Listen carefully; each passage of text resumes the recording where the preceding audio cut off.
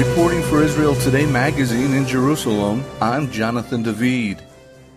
9 people were wounded on Saturday night when stone-throwing Palestinian Arab youth attacked vehicles traveling south of the Judean town of Hebron. Elsewhere, Palestinian terrorists operating out of the Gaza Strip fired 2 mortar shells into southern Israel on Sunday. There were no injuries reported. Back in Hebron, a 16-year-old Palestinian was arrested after trying to stab Israeli soldiers standing guard at the Cave of the Patriarchs, burial place of Abraham, Isaac, Jacob, Sarah, Rebecca, and Leah, Judaism's second holiest site. Meanwhile, the Palestinian Press reported that the Hamas regime in Gaza had ordered its forces to shoot to kill anyone taking part in an anti-government demonstration scheduled for November 11th.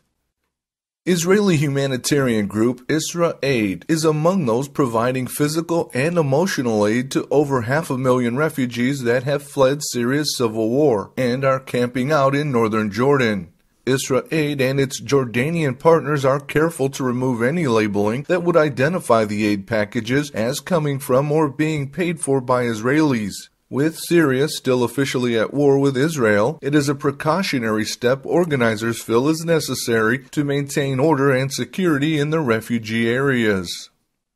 Palestinian leader Mahmoud Abbas on Wednesday called on the European Union to implement a full boycott of Jewish communities in the so-called occupied territories. The EU has already published new guidelines banning member states from investing in or doing business with Israeli companies with a presence in Judea and Samaria. Private companies are still free to do so. Abbas wants the EU to go a step further and enforce a full boycott of all goods produced in the Jewish settlements. The latest edition of Israel Today deals with this issue in depth, especially the undeniable reality that tens of thousands of Palestinians not only rely on jobs in the Jewish settlements, but actually appreciate being able to work for Jewish-owned businesses.